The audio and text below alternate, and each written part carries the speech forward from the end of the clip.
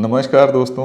आज मैं ये वीडियो आप लोगों के लिए सीडीएस एग्ज़ाम की तैयारी के लिए लेके आया हूँ। देखिए, किसी भी एग्ज़ाम की तैयारी का जो सबसे अच्छा तरीका ये होता है कि हम उसके प्रीवियस ईयर क्वेश्चंस देखें। जहाँ तक सीडीएस एग्ज़ाम की तैयारी की बात आती है, इसमें ज़्यादातर परेशानी जो परीक्षार्थियों को होती है वो मैथ्स के क्वेश्चंस में होती है। तो सबसे पहले तो ये बात आती है कि मैथ्स की तैयारी कैसे करें।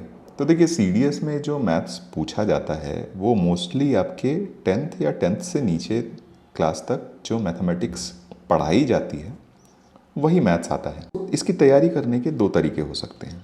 एक, या तो हम क्लास 6 से लेकर क्लास 10 तक के एनसीईआरटी मैथमेटिक्स पूरी अच्छी तरीके से एक बार पढ़ लें। तो उससे क्या होगा कि सीडीएस के मेजॉरिटी क्वेश्चंस हम बहुत आसानी से कर पाएंगे। ठीक है, लेकिन वो थोड़ा सा टीडियस टास्क है। क्यों? क्योंकि आप जब क्लास 6 से पढ़ने की शुरुआत करेंगे तो चीज़ें आपको बहुत ही सिंपल लगेंगी, फिर आपको लगेगा कि ये सारी चीज़ें तो मुझे आती हैं। लेकिन जब आप एग्ज़ामिनेशन के पेपर सॉल्व करने बैठोगे तो उस समय आपको लगेगा कि एग्ज़ामिनेशन में आपसे सवाल नहीं बन पा रहे। तो इसका दूसरा एक तरीका है तैयारी करने का कि आप प्रीवियस ईयर क्वेश्चंस को लेके और सॉल्व करते करते ही, और जो चीज़ें आपको नहीं आए वो चीज़ें आप जाके वापस से बुक्स में से कंसल्ट कर सकते हो। ठीक है, तो ये दूसरा तरीका और ये ज़्यादा इफ़ेक्टिव तरीका होगा आप लोगों के लिए, क्योंकि बहुत सारी ऐसी चीज़ें हैं जो आप पहले से जानते होंगे, कुछ ऐसी चीज़ें होंगी जो आपको सॉल्व करते समय ऐसा लगेगा कि आप नहीं जानते हो। तो आप उन चीज़ों को वापस जाके रिवाइज करके और वापस से क्वेश्चंस अटेम्प्ट करिएगा तो आप देखिएगा कि वो क्वेश्चंस आपसे बहुत आसानी से हो जा रहे हैं। ठीक है, तो हम यहाँ पे जो तैयारी का मेथड यूज़ करेंगे वो ये होगा कि हम प्रीवियस ईयर क्वेश्चंस के थ्रू ही मैथमेटिक्स को पूरी तरीके से रिवाइज करने की कोशिश करेंगे। तो इससे क्या होगा कि कोई आपको बहुत ज़्यादा परेशानी भी नहीं होगी, मतलब ऐसा भी नहीं लगेगा कि बहुत आसान सी चीज़ें चल रही हैं, ये तो मुझे आता है, ये इसमें मेरा समय वेस्ट हो जाएगा या ऐसा कुछ, है ना। वैसा नहीं होने वाला। और एकदम रेलेवेंट क्वेश्चन जो एग्जामिनेशन के लिए बहुत रेलेवेंट हैं, क्योंकि ये पिछले सालों एग्जामिनेशन में पूछे भी गए हुए हैं, तो रेलेवेंट क्वेश्चन के थ्रू ही चीज़ों को हम सीखने की कोशिश करेंगे। तो यहाँ पे मैंने क्या किया है, सीडीएस के 2022 के एग्ज़ाम को लिया है। ठीक है, 2022 में जो सीडीएस का एग्ज़ाम हुआ था उस एग्ज़ाम के पेपर को लिया है, उसका सेक्शन ए लिया है मैंने, है ना। और सेक्शन ए के क्वेश्चन को सॉल्व करते करते हम यहाँ पे चीज़ें मैथमेटिक्स की, और तो मैं इसमें प्रोसेस क्या अप्लाई करूँगा, ये करूँगा कि जो भी क्वेश्चन हम सॉल्व करेंगे उसके आजू बाजू के जो भी कॉन्सेप्ट्स या जो भी आइडियाज़ आपको पता होने चाहिए थे, ठीक है, हम उसको डिस्कस करते हुए चलेंगे। तो उससे क्या होगा कि आपको बहुत एक क्विक रिवीजन टाइप का भी मिलता जाएगा। ठीक है, तो आइए शुरू करते हैं। मैं इंग्लिश वाले क्वेश्चंस ही यूज़ करूँगा। मैं हिंदी वाले क्वेश्चंस इस वीडियो के लिए, जो ये वीडियो का पार्ट है, इसमें मैं इंग्लिश वाले क्वेश्चंस को लेते हुए चीज़ों को समझाने की कोशिश करूँगा, है ना। तो आइए सबसे पहला क्वेश्चन देखते हैं। व्हाट इज़, चलिए एक रफ शीट भी निकाल लेते हैं हम और यहाँ पे चीज़ों को सीखते रहेंगे। ठीक है, तो पहला क्वेश्चन ये है कि what is the ratio of interior angle to exterior angle of a regular polygon of N sides. तो यहाँ पे देखिए जो कॉन्सेप्ट आ गया रेगुलर पॉलीगन, है ना। तो अगर रेगुलर पॉलीगन में चीज़ें आपको क्वेश्चंस बनाने हैं तो आपको क्या क्या चीज़ें पता होनी चाहिए। वैसे यहाँ पे एंगल के ऊपर बात हो रही है, तो चलिए फॉर द टाइमिंग एंगल की बात कर लेते हैं। तो जैसे मान लीजिए आपके पास एक सर्कल बनाता हूँ मैं, ठीक है, और इसमें एक एन साइडेड रेगुलर पॉलीगन डाल देता हूँ। ठीक है, एन साइडेड रेगुलर पॉलीगन। तो जैसे मान लीजिए ये आपका पहला वर्टेक्स है, दूसरा वर्टेक्स है, तीसरा, चौथा, पांचवा और सो ऑन करके यहाँ पे आपका nth वर्टेक्स आ गया। तो ये एन साइडेड रेगुलर पॉलीगन हो गया। तो सबसे पहले यहाँ पे क्या क्या चीज़ें हमें पता होनी चाहिए वो, तो सबसे पहला इसमें कॉन्सेप्ट आता है सम ऑफ इंटीरियर एंगल्स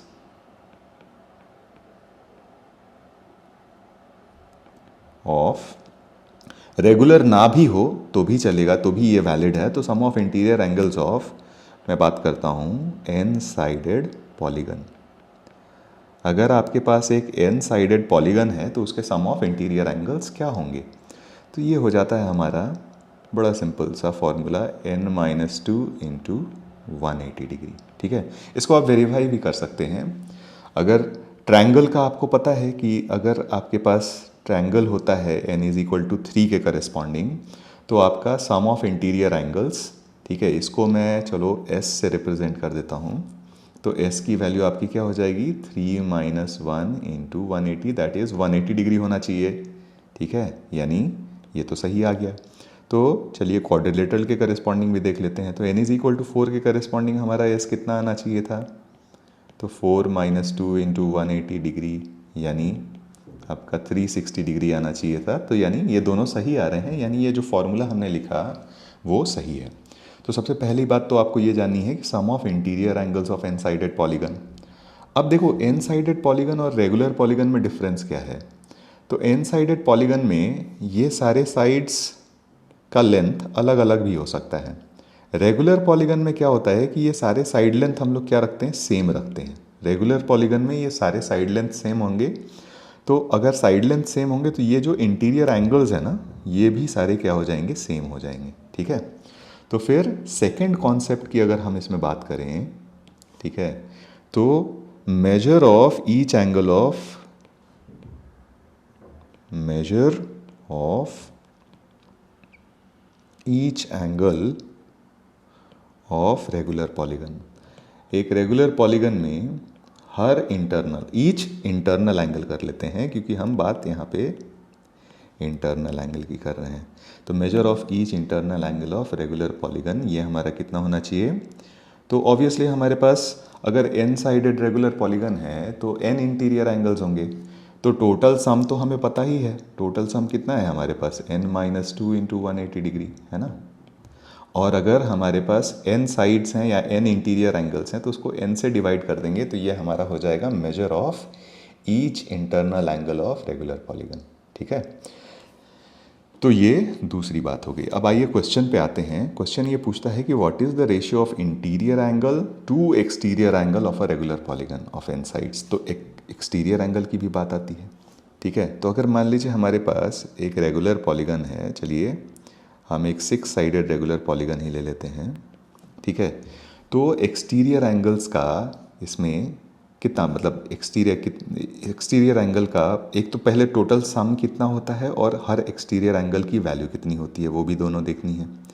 तो देखिए ये हमारा अगर मान लीजिए एंगल 1 है, ठीक है, ये एंगल 2 है, ये एंगल 3 है, ये एंगल 4 है, ये एंगल 5 है और ये एंगल 6 है, तो ये आपका एक्सटीरियर एंगल 1 हो जाएगा। ठीक है, यहाँ से इसको ज्वाइन करिएगा तो एक्सटीरियर एंगल 2 हो जाएगा, यहाँ से इसको ज्वाइन करिएगा तो एक्सटीरियर एंगल 3 हो जाएगा, ये आपका एक्सटीरियर एंगल 4, ये आपका एक्सटीरियर एंगल 5 और ये आपका एक्सटीरियर एंगल 6। तो इस तरीके से एक्सटीरियर एंगल डिफाइन करते हैं।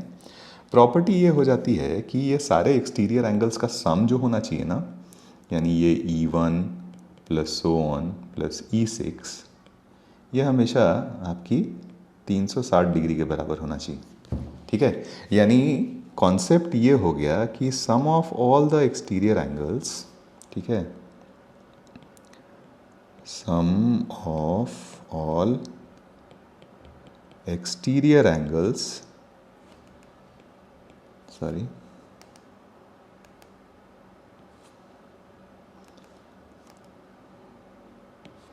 Exterior angles of a polygon, ये किसी भी साइड, ये साइड से इंडिपेंडेंट है। ठीक है, ये हमेशा 360 डिग्री के बराबर होता है। This is independent of the number of sides. ठीक है, तो अब क्वेश्चन में वापस आते हैं और हमसे क्वेश्चन में पूछा जा रहा है कि what is the ratio of interior angle. तो सबसे पहले इंटीरियर एंगल की बात कर लेते हैं। तो इंटीरियर एंगल हमारा कितना हो जाएगा? एन साइडेड पॉलीगन है तो n-2 इंटू 180 डिग्री और डिवाइडेड बाई n, है ना। और एक्सटीरियर एंगल, ठीक है, तो आपको ईच एक्सटीरियर एंगल की वैल्यू कितनी हो जाएगी? ईच एक्सटीरियर एंगल, ये आपके पास हो जाएगा 360 डिग्री टोटल होता है, और हर एक्सटीरियर एंगल आपके पास कितने का होता है, एन साइड, सॉरी आपके पास पॉलीगन कितना है, एन साइडेड है, तो हर एक्सटीरियर एंगल क्या मेजरमेंट कितना हो जाएगा, 360 डिग्री बाई एन। तो अगर आप रेशियो देखो यहाँ पे, ठीक है, रेशियो यानी इन दोनों को हम डिवाइड कर देंगे, तो रेशियो आ जाएगा n-2 into 180 degree divided by n upon 360 degree by n। ठीक है, तो ये बाई एन वाला कैंसिल हो गया, और 180 डिग्री और 360 डिग्री कैंसिल होकर 2 बन जाएगा, तो फाइनल आंसर आपका जो हो जाएगा n-2/2। तो n-2/2 यानी यहाँ से हमारा ऑप्शन सी सही आंसर हो जाना चाहिए, है ना।